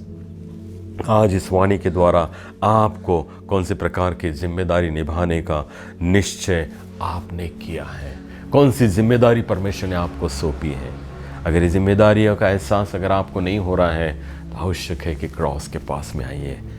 और प्रभु आज आपको जिम्मेदारी देगा। बहुत से कार्य उसके पास में हैं। वो कहता है कि खेत तो पक चुके हैं लेकिन काम करने वाले कम हैं, रिस्पॉन्सिबिलिटी लेने वाले लोग कम रह गए हैं, जिम्मेदारी लेने वाले लोग कम रह गए हैं। क्रॉस के पास में आइए, प्रभु आपको ऐसे जिम्मेदारी से भरेगा और आपको लगेगा कि आप इस संसार में जीवन व्यतीत करते हो आपने कुछ प्रभु के महिमा के लिए किया है। यीशु मसीह आपको कोई जिम्मेदारी देना चाहते हैं कि आप प्रभु के क्रॉस के पास में आएंगे। चौथी वाणी जो पाई जाती है मत्ती रचित सुसमाचार 27वां अध्याय और 46वां वचन, वैसे ही मार्क 15:34 में भी, हे मेरे परमेश्वर तूने मुझे क्यों छोड़ दिया? हे मेरे परमेश्वर तूने मुझे क्यों छोड़ दिया? क्रूस पर यीशु के मृत्यु के समय अंधकार था, अकेलेपन का एहसास। जब यीशु सारे संसार के पाप अपने ऊपर ले लेता है तो पवित्र परमेश्वर और पाप का मेल नहीं बैठता है, और इसलिए पवित्र परमेश्वर उसको छोड़कर चला जाता है, क्योंकि उसने सारे संसार के किए हुए, उसने कोई पाप नहीं किया था लेकिन संसार के लोगों ने किए हुए पाप अपने ऊपर ले लेता है। और जब ये सारे पाप उसके ऊर लादे जाते हैं तो पवित्र परमेश्वर उसको छोड़कर न चला जाता है। यशायाह नबी की किताब उसका 59वां अध्याय है, दूसरे वचन में लिखा है, तुम्हारे पाप परमेश्वर और तुम्हारे बीच में दीवार बनकर खड़े हो जाते हैं। और हम देखते हैं कि यही हमारे पाप जो दीवार बनकर खड़े होते हैं, परमेश्वर और प्रभु यीशु मसीह में दीवार बन गए, क्योंकि प्रभु यीशु मसीह ने हमारे पाप अपने ऊपर ले लिए थे। और जब परमेश्वर पिता ने उसको छोड़ दिया तो वो कहता है कि हे मेरे परमेश्वर, तूने मुझे क्यों छोड़ दिया? तूने मेरा त्याग क्यों किया? वो हम लोग को देखने को मिलता है कि यहाँ अगर यीशु उस प्रकार के पाप न, ये सारे हमारे संसार के लोगों के किए हुए पाप अपने ऊपर नहीं लेता तो शायद मैं और आप परमेश्वर से दूर हो जाते, और प्रभु यीशु मसीह हर समय परमेश्वर के नज़दीक ही रहता है। और जब हम परमेश्वर से दूर हो गए होते तो मालूम है न क्या दशा होती, शैतान हमारे जीवन को नोच कर नाश कर देता है। ओ कभी आपने दृश्य देखा होगा, एक आधी मुर्गी का बच्चा जब मुर्गी के करीबता से थोड़ा इधर उधर चला जाता है तो एक आधा कौवा या चील चील आकर उसको झट से झपट कर लेके चले जाती है और एक आधे पेड़ पर बैठ के जिस प्रकार से नोच नोच के खाती है, बड़ा भयंकर दृश्य दिखता है। अगर मैं और आप भी परमेश्वर से ऐसे ही अलग हो गए होते तो शैतान ने हमको भी ऐसे नोच नोच कर बर्बाद किया होता है। लेकिन धन्यवाद हो कि प्रभु यीशु मसीह ने मुझे और आपको परमेश्वर के तो करीब रखा, लेकिन स्वयं परमेश्वर से दूर हो गया, क्योंकि उसने हमारे सब के पाप अपने ऊपर ले लिए थे। दूर होने की दशा कितनी बुरी होती है। हम देखते हैं शाऊल राजा के विषय में परमेश्वर के संग संग चलता रहा, लेकिन जब उसमें घमंड गर्व आया तो वो दुष्ट परमेश्वर की आत्मा उससे दूर हो गई और दुष्ट आत्मा उसमें समाने लगी और फिर शैतानी कार्यों करने की प्रवृत्ति उसमें आने लगी, दाऊद को मारने का और कितने ही परमेश्वर के विरुद्ध काम करने की इच्छा उसके मन में जागृत होने लगी। ये दुष्ट आत्मा उसको गलत काम करने के लिए प्रेरणा देती थी। तो जैसे ही तुम परमेश्वर से अलग होते हो, ओ मेरे प्रियो, दुष्ट आत्मा हमें गलत काम करने के लिए हम में समा जाती है। यहूदा के विषय में भी हम यही पढ़ते हैं। यूहन्ना 13:27 वचन में लिखा हुआ है कि परमेश्वर को, है ना, जैसे उसने छोड़ा, दुष्ट आत्मा उसमें समाई और वो प्रभु यीशु मसीह को पकड़वाने के लिए निकल चला गया। तो हम लोग को देखने को मिलता है परमेश्वर से अलग होना ये कितना ही हानिकारक मेरे और आपके लिए होते हैं। लेकिन धन्यवाद हो प्रभु यीशु मसीह का कि वो स्वयं दूर हो गया परमेश्वर से, और वो स्वयं त्यागा गया परमेश्वर से, लेकिन मुझे और आपको परमेश्वर के करीब में रखा। हम लोग को पढ़ने को मिलता है लूका रचित सुसमाचार 11वां अध्याय 24 वचन में, एक व्यक्ति ने दुष्ट आत्माएं निकाली गई। देखिए, अभी यहाँ खाली रहना भी योग्य नहीं है। परमेश्वर से परिपूर्ण, परमेश्वर की आत्मा से भरे रहना बहुत आवश्यक है। एक मनुष्य के जीवन से दुष्ट आत्माएं निकाली गई और दुष्ट आत्मा निकल कर इधर उधर भटकते रही और उसको कहीं स्थान नहीं मिला तो वो वापस आती है वहीं और देखती है कि इस मनुष्य का और हृदय तो खाली है और सुंदर सजा हुआ है, तो और भी दुष्ट आत्माओं को ले आती है और उस मनुष्य का जीवन नाश करती है। तो खाली रहना भी सही नहीं है।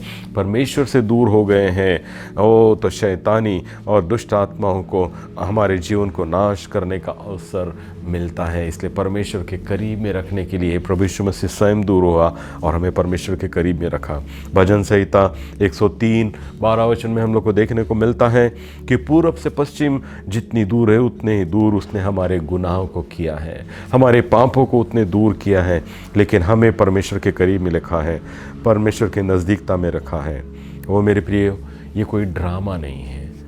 सलीब पर का कार्य प्रभु यीशु मसीह ने जो किया है वो दिखाने वाला कोई एक ड्रामा नहीं था, लेकिन वास्तविकता थी। और वास्तविकता ये थी कि एक पिता अपने पुत्रों को कितने भयंकर रीति से ताड़ना दे रहा है, ओ कितने भयंकर रीति से उसको पनिशमेंट दे रहा है, सजा दे रहे हैं। और हम देखते हैं कि न ये कार्य भी ऐसा हुआ, प्रभु यीशु मसीह ने तो कोई भी पाप नहीं किया था, लेकिन जब वो हमारे और सारे संसार के लोगों के पाप पिता के सामने ले जाता है तो ऐसा दर्शाता है कि मैंने किए हैं। और मैं और आप निर्दोष निष्कलंक परमेश्वर के सन्मुख उपस्थित किए जाते हैं, लेकिन ये उसका बेटा प्रभु यीशु मसीह स्वयं को दोषित करके प्रकट करता है कि ये गुनाह मैंने ही किए थे, मुझे तो सजा दे।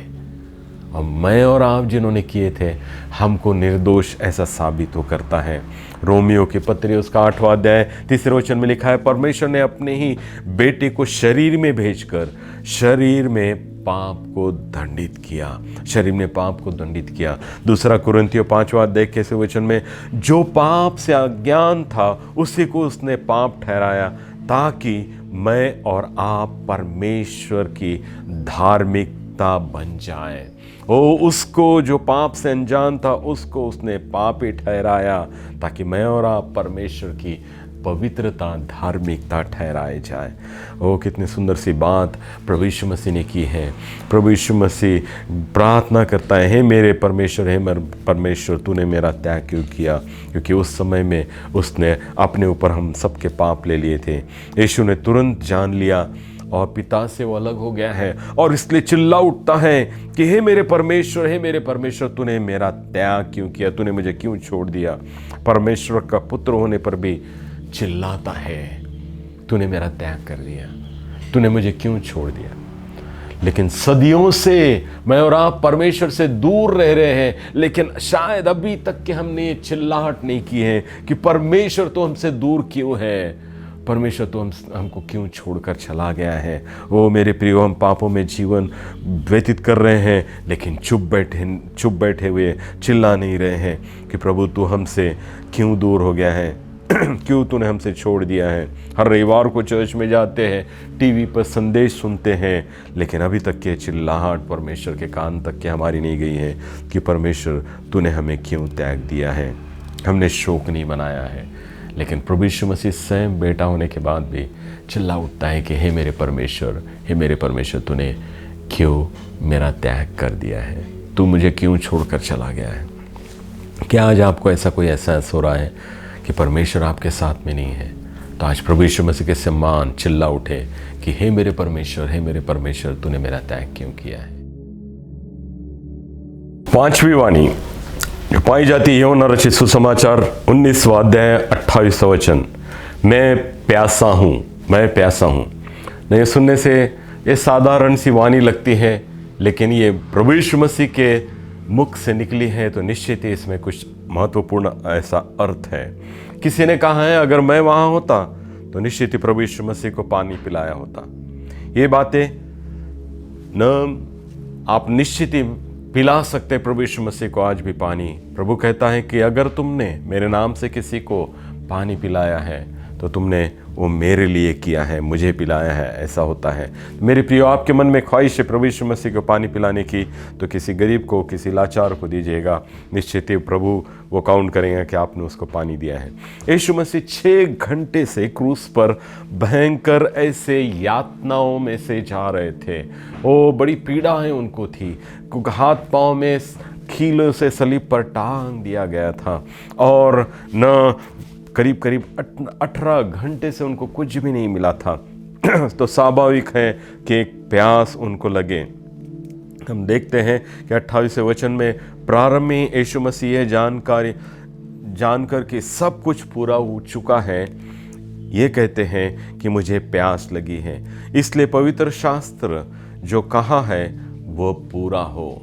और इस वचन को अगर ध्यान से पढ़े तो प्रभु यीशु मसीह ये इसलिए कहते हैं कि प्रभु पवित्र वचन में जो कुछ भी कहा गया है वो उनके द्वारा पूरा किया जाए, वो उनके द्वारा पूरा किया जाए। कोई भी बातें प्रभु यीशु मसीह अपने मर्जी के अनुसार नहीं करते थे। तो इस वचन में भी लिखता है कि ये इसलिए पूरा कि पवित्र शास्त्र में लिखा है, ये पूरा होने के लिए वो कहते हैं कि मुझे प्यास लगी है, मैं प्यासा हूँ। परमेश्वर के वचन के अनुसार करना सबसे बड़ी बात हमारे जीवन की है। परमेश्वर के वचन के अनुसार जीवन व्यतीत करना यह महत्वपूर्ण ऐसी बात है, और प्रभु यीशु मसीह ने इन बातों को ही महत्व दिया था।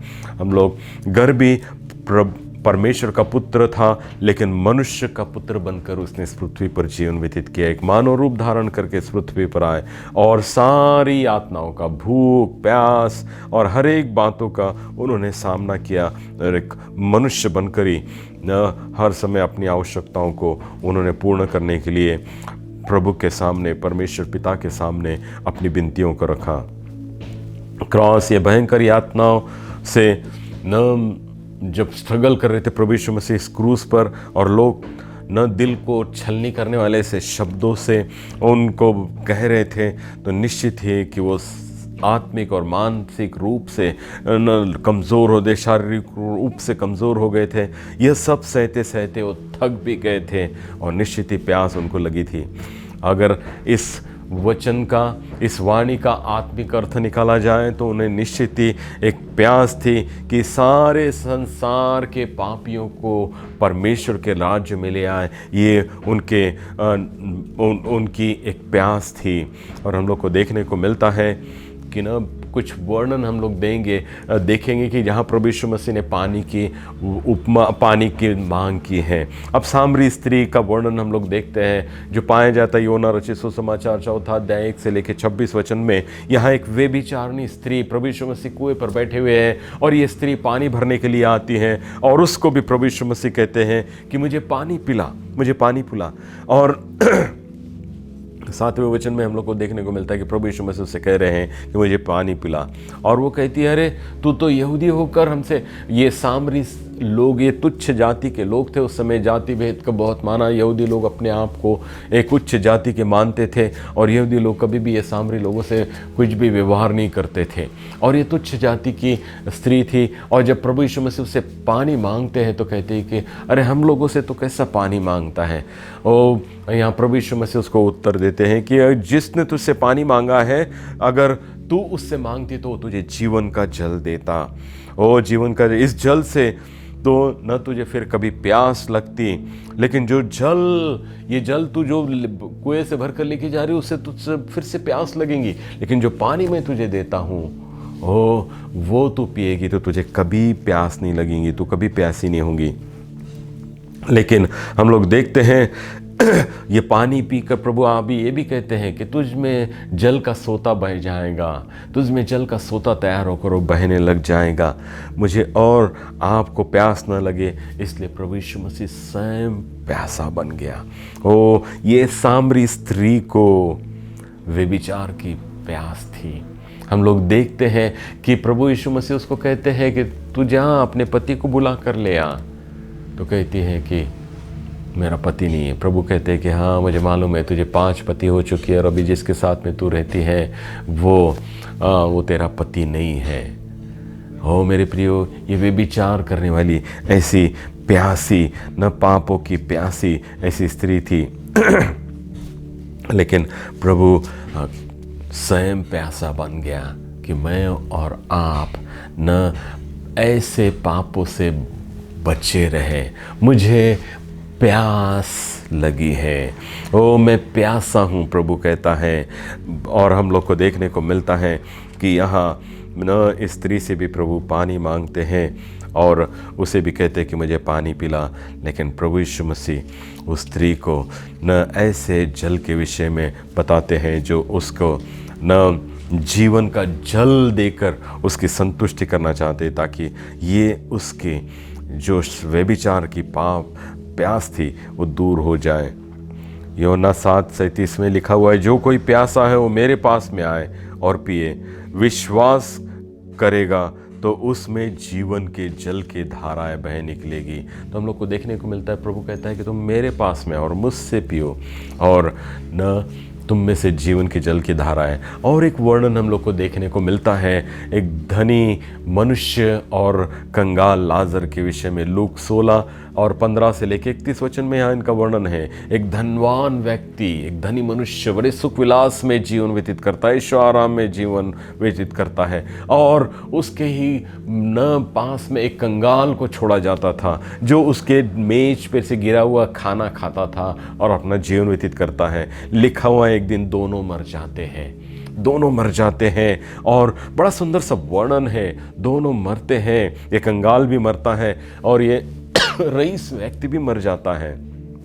लेकिन मालूम है इस कंगाल के विषय में लिखा हुआ है कि दूतगण आते हैं और उसको लेके जाते हैं, और ये रईस मरता है और उसको गाड़ दिया जाता है।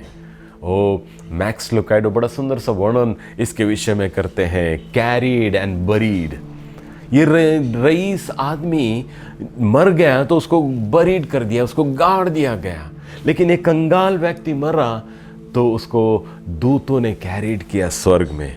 और फिर बाद में हम लोग को देखने को मिलता है ये रईस व्यक्ति और नरक के उस भयंकर अग्नि में, यातना में ऐसे जीवन व्यतीत कर रहा है। वहाँ से नज़र उठाकर वो स्वर्ग की ओर देखता है तो देखता है कि यहाँ लाजर अब्राहम की गोद में बैठा हुआ है। वहाँ वो यातना भरे दशा में अब्राहम से विनती करता है कि लाजर को पानी में उंगली डुबाकर मेरे पास में भेज, क्योंकि इस भयंकर अग्नि में, यातना में मैं जल रहा हूँ। इस पानी का एक बूंद मुझे इसके हाथों को डुबाकर भेज दे ताकि मुझे शांति मिले। लेकिन न उसका अब्राहम उसको नकारता है। अभी कोई चांस नहीं है, तूने अपने समय में ऐशो आराम में जीवन व्यतीत किया, बड़े मौज किया, और ये लाजर उस समय में बड़े यातनाओं में रहा, लेकिन आज वो सुख भोग रहा है। हाँ मेरे प्रियो, सचमुच ही सावधान हो जाए। हाँ, तूने अब सुख चैन में वो पानी पिया, सुख चैन का पानी पिया, लेकिन अब यातनाएं भुगत रहा है। मैं और आप भी सावधान हो जाए मेरे प्रियो कि कौन से प्रकार का जीवन इस पृथ्वी पर हम लोग व्यतीत कर रहे हैं। और इस रईस व्यक्ति ने न यहाँ देखने को मिलता है कि सुख विलाप का पानी पिया लेकिन नरक में गया। लेकिन यही वो कंगाल, मालूम है स्वर्ग में जाने के बाद में उसका कंगाल करके वर्णन नहीं किया गया है, उसका नाम लिया गया है स्वर्ग में, क्योंकि कंगाल ही नहीं रहती है। लेकिन इस स्वर्ग में जाने के पहले उसके 2 बार वर्णन इस प्रकार से, वो कंगाल ऐसा लिखा है। लेकिन स्वर्ग में जाने के बाद लाजर लाजर लाजर शब्द, क्योंकि वहाँ कंगाल ही नहीं थी। ये रईस आदमी न ऐशो आराम का जल पीता है लेकिन नरक में जाता है। लेकिन वही हम लोग दुख और यातनाओं में से ये लाजर जाता है और स्वर्ग में प्रवेश पाता है और न बड़ा शांति से जीवन व्यतीत करता है। परमेश्वर हमारे हर एक के यातनाओं की ओर नज़र लगाए रखता है। उसने उस कंगाल, उस लाजर के यातनाओं के जीवन का एक सही रिवॉर्ड, एक सही इनाम स्वर्ग के रूप में उसे दिया। और हम लोग देखते हैं कि आनंद और सुखमय से जीवन व्यतीत करने वाला वो धनी व्यक्ति नरक में जाता है। कौन से प्रकार के न आप जीवन व्यतीत कर रहे हैं? मुझे प्यास लगी है। ओ मेरे प्रियो, आज आप अपनी स्वयं की प्यास धन विलास के उस न पानी से बुझा रहे हैं, ऐशो आराम की ज़िंदगी व्यतीत कर रहे हैं, तो सावधान हो जाइए। और एक समय ऐसा आएगा कि आप नरक की यातनाओं में उस पानी की अपेक्षा करेंगे जो जीवन का जल है। प्रभु कहता है कि जो मुझ पर विश्वास करेगा उस जल को पाएगा और उसमें से जीवन के जल की नदियाँ बह निकलेगी। लेकिन क्या तुमने कौन सा पानी पिया है? क्या प्रभु यीशु मसीह पर विश्वास किया है? जो विश्वास करता है वो प्यासा कभी प्यासा नहीं होता है और उसमें से जीवन के जल की धाराएं बह निकलती है। मैं प्यासा हूँ। और सचमुच ही प्रभु को न आज कहता है कि अगर आज तुम मेरे पास में आओगे तो उस जल को प्राप्त करोगे जो नदी के समान आप में से बह निकलेगा और आप कभी भी प्यासे नहीं होगे। व्यभिचारिणी स्त्री जो व्यभिचार की न प्यासी थी, प्रभु यीशु मसीह के पास में आकर इस जल को पीती है, वो पाप में बातों को त्याग बैठती है, छोड़ती है। ये धनी व्यक्ति ने भी अवसर मिला लेकिन उसने वो अपने धन विलास के मध्य में वो पानी पीते रहा जो उसको जीवन जल नहीं दे रही थी और जिसके कारण नरक की यातनाएं भुगतता है और उस पानी की उसके बाद में अपेक्षा करता है। फिर उसके बाद कोई मौका नहीं रहता है। मेरे प्रियो, सचमुच ही प्रभु की वाणी आज आपको आशीषित करे। 6वीं वाणी जो पाई जाती है यूहन्ना रचित सुसमाचार 19वां अध्याय 30वें वचन में, यीशु ने सिरका लिया और कहा, पूरा हुआ, पूरा हुआ। उम्र की 33 साल में हम लोग देखते हैं बहुत से लोग हैं, कामों की शुरुआत करते हैं, बिजनेस की शुरुआत करते हैं, नौकरियों की शुरुआत करते हैं। लेकिन यहाँ प्रभु यीशु मसीह 33 साल की उम्र में ये कह रहे हैं कि कार्य को पूर्ण किया, पूरा हो गया, वो काम पूरा हो गया। और ऐसा काम एक बार का ऐसा कर दिया जो लंबे समय तक के, काफी जीवन के अंत तक के चलता रहेगा। ऐसा काम मैंने पूरा किया, वो रुकेगा नहीं। मैं और आप भी बहुत से बार काम बहुत से करते हैं, पूरे करते हैं, लेकिन कुछ दिन तक के ही वो टिकते हैं, क्षणिक होते हैं। कई बार हम कहते हैं कि हमने पूरा किया है लेकिन वो लंबे समय तक के नहीं रहते हैं। बहुत से बार तो हम लोग को कहना पड़ता है कि तुमने अधूरा ही काम छोड़ा है। हमारे ऑफिस के बॉस हो, हमारे घर के लोग हो, कई बार बोलते कि अरे अधूरा काम छोड़ दिया है, पूरा करो। ओ मेरे प्रियो, सचमुच ही, लेकिन यहाँ प्रभु यीशु मसीह कह रहे हैं अपनी वाणी में कि पूरा हुआ। यीशु मसीह कमजोरी के हालात में हाथ पांव में कीले ठोक कर सलीब पर टांगे हुए हैं और ऐसे हालातों में कार्य पूर्ण कर रहे हैं। मेरे प्रियो, कितने बार हमने कार्य को पूर्ण नहीं किया और क्या क्या रीज़न बताए हैं। हम चलते फिरते हैं, घोड़ा गाड़ी हमारे पास में सब कुछ है, लेकिन उसके बावजूद भी हम कुछ कार्यों को अधूरे छोड़ देते हैं या न पूरे नहीं होते हैं। लेकिन यहाँ प्रभु यीशु मसीह की दशा देखिए कि वो सलीब पर अधमरे से ऐसे टांगे हुए हैं, बंधे हुए दशा में हैं, लेकिन उसके बावजूद भी वो चिल्ला कर कह रहे हैं कि उन्होंने काम को पूरा किया है, पूर्ण किया है। यीशु को पकड़वाने के जाने के बाद में हम लोग देखते हैं कि सलीब पर टांगे जाने पर हर कृत्य में यीशु मसीह के न हारी नज़र में आती है, न प्रभु यीशु मसीह को पकड़वाए जाना, सलीब पर टांगना, लोग हंसी मजाक उड़ाना, ये सब कुछ अगर मानवीय दृष्टिकोण से देखा जाए तो ऐसा लगता है कि ये हारा हुआ मनुष्य है, हारे हुए हैं प्रभु यीशु मसीह, ये कुछ भी नहीं कर सकते हैं। लेकिन इसके बाद भी हम लोग को देखने को मिलता है कि प्रभु यीशु मसीह हार या जीत के लिए नहीं, लेकिन जो जिम्मेदारियां परमेश्वर पिता ने उनको दी थे उसको ईमानदारी के साथ में पूर्ण करने आए थे। हार जीत का खेल खेलने के लिए प्रभु यीशु मसीह नहीं थे, लेकिन पिता परमेश्वर ने उनको जो जिम्मेदारी दी थी उसको पूर्ण करने के लिए संसार में आए हुए थे। तो उन्होंने कौन से कार्य को पूर्ण किया जिससे प्रभु ने कहा कि पूरा हुआ।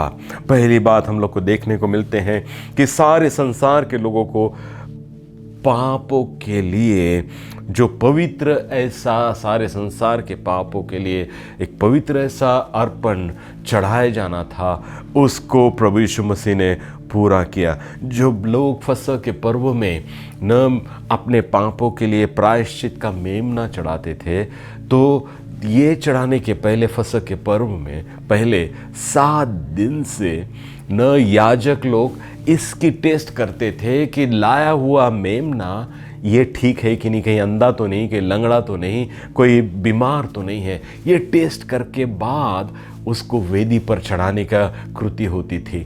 तो हम लोग को देखने को मिलते हैं कि यहाँ प्रभु यीशु मसीह भी स्वयं ऐसा पवित्र, अति पवित्र ऐसा वेदी पर अर्पण करने वाला मेमना बना, जिसके कारण से मैं और आप, हमको पापों से छुटकारा मिला। न ऐसा अर्पण वो स्वयं बन गया।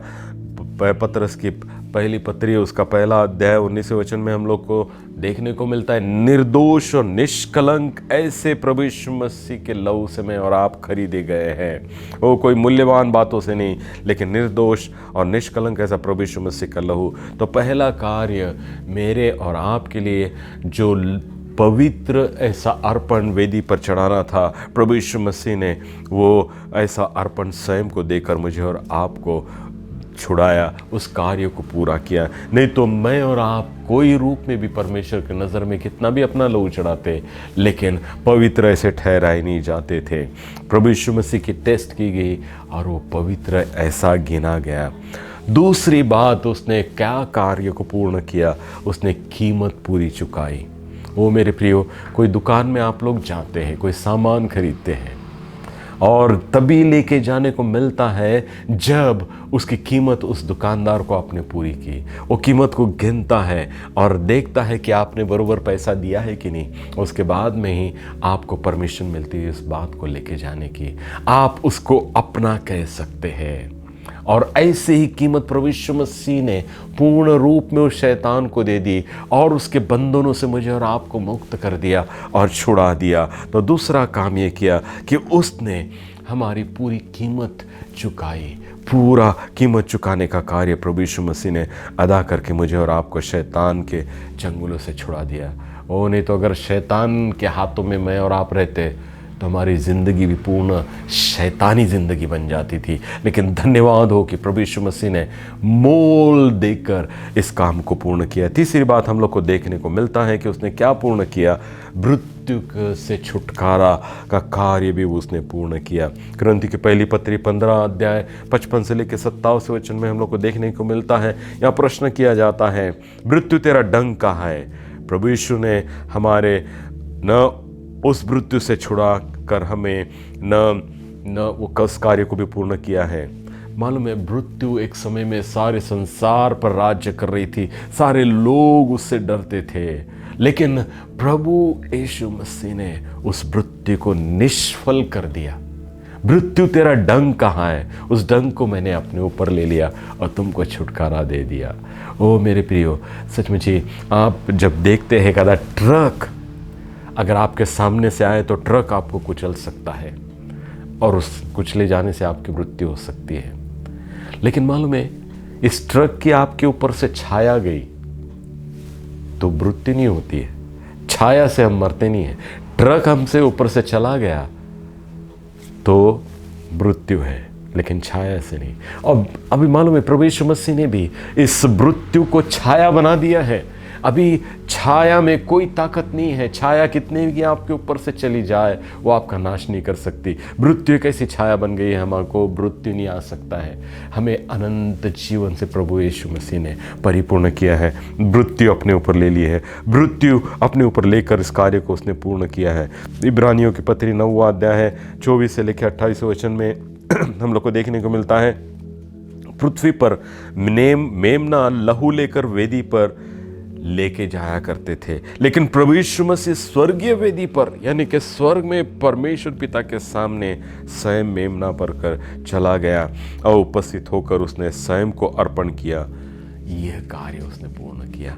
ओ मेरे प्रियो, इस पृथ्वी पर के वेदी पर नहीं, लेकिन स्वर्गीय वेदी पर परमेश्वर को हर समय का स्वयं को अर्पण करके मुझे और आपको मृत्यु से छुटकारा दिए हैं। एक बार का हर समय के लिए न उपाय उसने कर दिया। अब बार बार पहले लोग बार बार अर्पण चढ़ाया करते थे, अपने पापों का प्रायश्चित के रूप में वो मेमने को चढ़ाया करते थे, लेकिन अब उसकी ज़रूरत नहीं। प्रभु ने हमको छुड़ा लिया है। लूक उसके 2 अध्याय 49वें वचन में न यहाँ देखने को मिलता है कि प्रभु यीशु मसीह जब 12 साल के थे तभी से ही कार्यों में व्यस्त थे, परमेश्वर के दिए हुए कार्यों को पूर्ण करने में लगे हुए थे, जिम्मेदारियों को पूर्ण करने में लगे हुए थे। लूक 2:50 में देखने को मिलता है कि जब प्रभु यीशु मसीह अपने पिता के घर में यानी कि भवन में उपस्थित है, माता पिता ढूंढ रहे हैं 2 दिन से, और जब उसको भवन में बैठे हुए पाते हैं तो प्रश्न करते हैं, तूने क्यों हमको सताया, तू यहाँ क्या कर रहा है? वो कहता है कि क्या तुमको नहीं मालूम कि मैं अपने पिता के कार्यों में मैंने व्यस्त रहना चाहिए। वो यहाँ देखते हैं कार्यों को पूर्ण करने का उसने यहाँ न प्रयत्न किए। योना रचित सुसमाचार 17 अध्याय 4 वचन में, जो कार्य तूने मुझे दिए हैं, प्रभु यीशु मसीह कहता है कि मैंने उसे पूर्ण किए हैं। जो कार्य तूने मुझे दिए थे मैंने उसे पूर्ण किया है। ओ जिससे तेरी महिमा हो, जिससे तेरी महिमा हो। बहुत से काम मैं और आप करते हैं और हमारी महिमा बहुत सी होती है, लेकिन प्रभु यीशु मसीह ने जो भी कार्य पूर्ण किए उससे परमेश्वर को महिमा दी है, परमेश्वर के नाम को महिमा मिली है। ओ मेरे प्रियो, सचमुच ही प्रभु यीशु मसीह ने कार्य को पूर्ण किया है। पूर्ण करने को लोगों को हम लोग देखते हैं याजकों के और अन्य सदस्यों के, कई बार परिवार के सदस्य ने उसको काम करने से रोकते गए। याजकों ने हर समय विरोध किया, लेकिन ऐसे विरोधों से वो रुका नहीं। परमेश्वर ने दी हुई जिम्मेदारियों को पूर्ण करते रहा और इसलिए कह पाया कि मैंने पूर्ण किया है। अब यीशु ने कार्य को पूर्ण किया है तो मेरे और आपकी जिम्मेदारी क्या है? तो हमें क्या करना है? हमें जस्ट उसने पूर्ण किए हुए कार्यों को स्वीकारना है और उस पर विश्वास करना है। क्या तुमने प्रभु यीशु मसीह पर किए हुए पूर्ण कार्य पर विश्वास किया है? क्या उस पर अवलंबित जीवन व्यतीत करते हैं क्या? ओ प्रभु, हमें तूने पूर्ण किए हुए कार्य पर विश्वास करके, उस पर भरोसा करके जीवन जीना, जीवन व्यतीत करना सीखा, ताकि हम भी कह सके कि हमने परमेश्वर दिए हुए सारी जिम्मेदारियों को पूर्ण की है। 7वीं वाणी, लूका रचित सुसमाचार उसका 23वां अध्याय 46वां वचन। हे पिता, मैं अपनी आत्मा तेरे हाथों में सौंपता हूँ। हे पिता, मैं अपनी आत्मा तेरे हाथों में सौंपता हूँ। जहाँ जहाँ सुसमाचार सुनाया गया, यीशु के मृत्यु के विषय में बताया गया। बहुत से लोग ये कैसे प्रभु यीशु मसीह मरा इसका सुंदर सा वर्णन करके बताते हैं। बहुत से लोग हैं बड़े अच्छे प्रकार से वो किस लिए मारा गया इसका भी वर्णन करके बताते हैं। और न रोमियो की पत्री उसका 5वां अध्याय 8वें वचन में वो किस लिए मारा गया हम लोग को बड़े साफ रीति से बताता है कि प्रभु अपने परमेश्वर अपने प्रेम की भलाई इस रीति से प्रकट करता है कि जब हम पापी ही थे तब प्रभु यीशु मसीह हमारे लिए मारा गया, तब प्रभु यीशु मसीह हमारे लिए मारा गया। हम लोग देखते हैं कि सबसे बड़ा प्रभाव प्रभु यीशु मसीह की मृत्यु का वो ये हुआ कि हम सारे पापियों को मृत्यु से छुटकारा मिला। हम पापियों के लिए प्रभु यीशु मसीह मारा गया ताकि मैं और आप या संसार के जितने पापी लोग हैं ना मरे, लेकिन प्रभु यीशु मसीह स्वयं मारा गया। हम देखते हैं कि न कुलुसियों की पत्री उसका 2 अध्याय 13 वचन में बड़े सुंदर प्रकार से प्रभु यीशु मसीह के मृत्यु का वर्णन किया गया है कि किस प्रकार से 2 अध्याय कुलुसियों की पत्री उसका 2 अध्याय 13 वचन में इस प्रकार से लिखा है, उसने तुम्हें भी जो अपने अपराध और अपने शरीर के खतना रहित दशा में मुर्दा थे, तुम अपने अपराधों के कारण मुर्दा थे, उसके साथ जिलाया और हमारे सब अपराधों की क्षमा किया। ओ, हम अपने अपराधों के कारण से मरे हुए थे, लेकिन प्रभु यीशु मसीह के मरने के कारण से हम सब उसके साथ में मर गए। हम सब मर गए, लेकिन उसके साथ में फिर से जीवित भी हुए।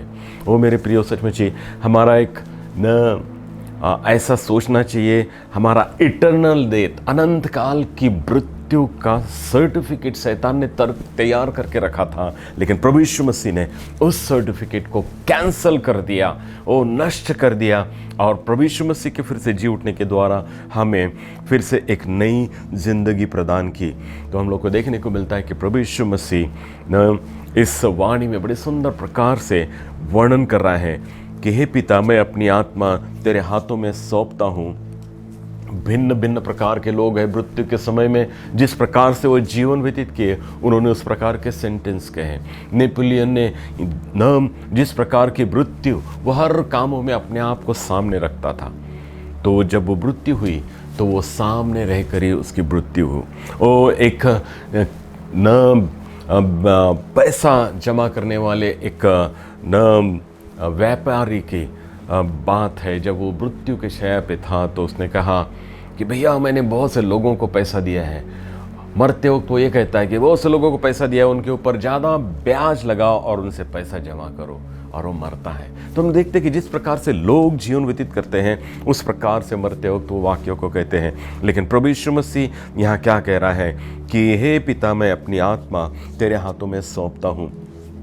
और मृत्यु को देखकर इस वाक्य में हम लोग को देखने को मिलता है कि प्रभु यीशु मसीह कहीं डर नहीं रहे हैं, घबरा नहीं रहे हैं, मृत्यु से बचाने का कोई मार्ग खोज रहे नहीं है, लेकिन बड़े निडरता के साथ में अपनी आत्मा पिता परमेश्वर के हाथों में सौंप रहे हैं। ओ यहाँ प्रभु यीशु मसीह मुझे और आपको मरने के समय में मृत्यु जब हम अपने सामने देखते हैं तो निडरता के साथ में मृत्यु का स्वीकार करें, ये मुझे बता रहे हैं। और यहाँ प्रभु यीशु मसीह कहते हैं, प्रभु यीशु मसीह कॉन्फिडेंटली निडरता के साथ में मरे, दृढ़ता के साथ में मरे। परमेश्वर की उपस्थिति में उन्होंने अपने प्राण अपने पिता के हाथों में सौंप दिए। मुझे मेरे प्राण देने का अधिकार है, उसे लेने का भी अधिकार है। प्रभु यीशु मसीह जानते थे कि मैं आज घर में मर जाऊं, लेकिन तीसरे दिन फिर से जी उठूंगा, मैं फिर से जी उठूंगा। और इसलिए वो बड़े निडरता के साथ में कॉन्फिडेंटली मृत्यु का सामना करते हैं और पिता से कहते हैं कि मैं अपनी आत्मा तेरे हाथ में सौंप देता हूँ। बहुत से लोग हैं जो स्वयं की जब इस प्रकार से स्वयं प्रभु यीशु मसीह अपने प्राण को परमेश्वर पिता के हाथों में सौंप रहे हैं, तो बहुत से लोग ये सोचते हैं कि प्रभु यीशु मसीह स्वयं इच्छा से मरा। और बहुत से लोगों का स्वयं इच्छा से मरने का कारण ये होता है कि वो आत्महत्या करते हैं, लेकिन प्रभु यीशु मसीह ने आत्महत्या नहीं की, या प्रभु यीशु मसीह का खून नहीं हुआ, लेकिन विलिंगली ही डाए, उन्होंने तैयार रहे मरने के लिए भी, और मृत्यु का सामना करने के लिए भी तैयार रहे। हम लोग को देखने को मिलता क्योंकि यीशु मसीह सिर्फ मरने के लिए इस पृथ्वी पर नहीं आए थे, लेकिन उनके मृत्यु का मकसद सारे संसार को उद्धार देना था, सारे संसार को पापों से छुटकारा देने था। और इस मकसद से इस पृथ्वी पर आए थे, और मृत्यु का सामना करते हुए वो कॉन्फिडेंटली, विलिंगली वो अपने जीवन को पिता परमेश्वर के हाथों में समर्पित करते हैं। न प्रभु यीशु मसीह की मृत्यु विलिंगली तो रही, कॉन्फिडेंटली भी रही, लेकिन एक विक्टोरियसली भी उनका न मृत्यु रहा है। प्रभु यीशु मसीह के मृत्यु के कारण से सारे शैतानी बातों पर, सारे पापमय बातों पर वो जय मिली, मृत्यु पर जय मिली। मुझे और आपको इन सारी बातों से, प्रभु यीशु मसीह की मृत्यु से मुझे और आपको भी इन सारी बातों पर विजयी बनाया गया। हम शैतान पर विजय बने, हम मृत्यु पर विजय बने, हम सारे पाप में बातों पर विजय बने। ओ न इसके पहले भी हम लोग ने सुना, कुरिन्थियों की पहली पत्री 15 अध्याय में 55 से 57, हे मृत्यु तेरा डंक कहाँ है? और मृत्यु का डंक प्रभु यीशु मसीह ने अपने ऊपर ले लिया और हमको छुटकारा दे दिया। हम लोग देखते हैं कि विजयी ऐसी मृत्यु में अभी कुछ नहीं रहा, मृत्यु की सारी सामर्थ्य नष्ट हो गई और हम विजयी ऐसे जीवन व्यतीत करने लगे। मेरे प्रियो, सचमुच ही अब प्रश्न आता है कि हम किस प्रकार की मृत्यु का सामना करने वाले हैं, हम कैसे मरने वाले हैं। किसी ने कहा है कि अगर आप मरने के लिए तैयार नहीं हैं तो आप जीवन व्यतीत करने के लिए भी तैयार नहीं हैं। ये वाक्य बड़ा सुंदर सा मैसेज मुझे और आपको देता है। अगर आप मरने के लिए तैयार नहीं हैं तो आप जीने के लिए भी तैयार नहीं हैं। प्रभु यीशु मसीह कॉन्फिडेंटली मरने के लिए तैयार था। प्रभु यीशु मसीह विक्टोरियसली इस प्रकार से मृत्यु पर विजय पाकर मरने के लिए तैयार था। ओ मेरे प्रियो, सचमुच ही न प्रभु यीशु मसीह विलिंगली मरने को तैयार था। मृत्यु सामने देखते हैं तो मैं और आप कैसे तैयार होते? क्या हम भी प्रभु के समान कह पाएंगे कि हाँ प्रभु, मैं अपनी आत्मा तेरे हाथों में सौंपता हूँ? कितने बार है लोग भिन्न भिन्न प्रकार के, न उनके परिचित लोग, उनके बुजुर्ग लोग जब मरते हैं, उनकी आखिरी वाणियों को स्मरण रखते, उन्होंने क्या कहा, क्या करने के लिए कहा, कैसे रहने के लिए कहा। लेकिन कई बार हम लोग देखते हैं कि मरने को जब देखा उन्होंने सामने तो स्ट्रगल करते रहे। मृत्यु जिस प्रकार से प्रभु यीशु मसीह मरा, उस प्रकार से मृत्यु को उन्होंने स्वीकारा नहीं, हमें और कुछ दिन जीना है। लेकिन प्रभु कहता है, पिता परमेश्वर, मैं अपनी आत्मा तेरे हाथों में समर्पित करता हूँ। ओ मेरे प्रियो, क्यों ना आज प्रभु के समान इस वाणी को सुनकर मैं और आप भी, मृत्यु कभी भी आ जाए, कोरोना वायरस से सारे संसार में अकस्मात रीति से लोगों के ऊपर न मृत्यु ले आ रहा है, कोई दुर्घटना नहीं है, लेकिन मैं और आप हर समय तैयार रहे। प्रभु, मैं अपनी आत्मा तेरे हाथों में समर्पित करता हूँ। ये सुंदर सी वाणी आज मुझे और आपको एक विक्टोरी, एक विजय ऐसे इस कोरोना वायरस पे देने के लिए न तैयार करता है कि हे कोरोना वायरस, तू मुझे कभी भी ख़त्म करे, लेकिन मैं परमेश्वर के राज्य में जाने के लिए तैयार हूँ। मैं परमेश्वर के हाथों में, मैं कोरोना वायरस, मेरा प्राण, मेरा जीव, मेरा आत्मा तेरे हाथों में नहीं, मैं परमेश्वर पिता के हाथ में समर्पित करता हूँ। क्या आज ये शब्द आप कह पाएंगे? मेरे प्रियो, ये सारी वाणियाँ आपको सुनाई गई है, आपने बड़े ध्यानपूर्वक इसको सुना इतना देर बैठकर, लेकिन आज मुझे और आपको एक निर्णय लेना है। इतना देर आप रीति रिवाजों के अनुसार आप बैठे। सचमुच मैं आपको बताता हूँ, जब गुड फ्राइडे रहता था, उपवास करके चर्च में बैठे रहना, सफ़ेद कपड़े पहनकर बैठे रहना, दाढ़ी बढ़ाकर बैठे रहना, ये सारे रिवाज मैं बड़े ईमानदारी से पालन करता था और इसकी ओर ध्यान दिया करता था। लेकिन गुड फ्राइडे इसके लिए नहीं है। गुड फ्राइडे ये कुछ तो भी निर्णय लेने के लिए है। आप यहाँ से इतना देर वचन सुनने के बाद क्या निर्णय लेके जा रहे हैं? आज मैं आपको प्रश्न करना चाहता हूँ। आपके सामने एक प्रश्न है, आप क्या डिसीजन ले रहे हैं? बहुत सी भीड़ प्रभु यीशु मसीह को देखने के लिए आई सलीब पर चढ़ते हो और देखा और वैसे के वैसे चले गए। और कुछ लोगों ने डिसाइड किया, यहूदा ने डिसीजन लिया कि मैं प्रभु यीशु मसीह को 30 सिक्के में बेच दूंगा। सूबेदारों ने उसके कपड़े निकाल कर बांटने का, सिपाहियों ने डिसीजन लिया।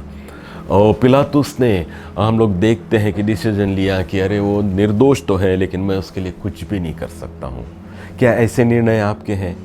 या आज आपने निश्चय किया है कि नहीं, मैं अपना जीवन, इस चोर ने जैसा डिसीजन लिया था कि मैं अपना जीवन प्रभु को समर्पित करूँगा, अपने पाप अंगीकार करके मैं यहाँ से आगे उद्धारकर्ता प्रभु यीशु मसीह के संगति में अपना जीवन व्यतीत करते रहूँगा। ये आपका निर्णय है।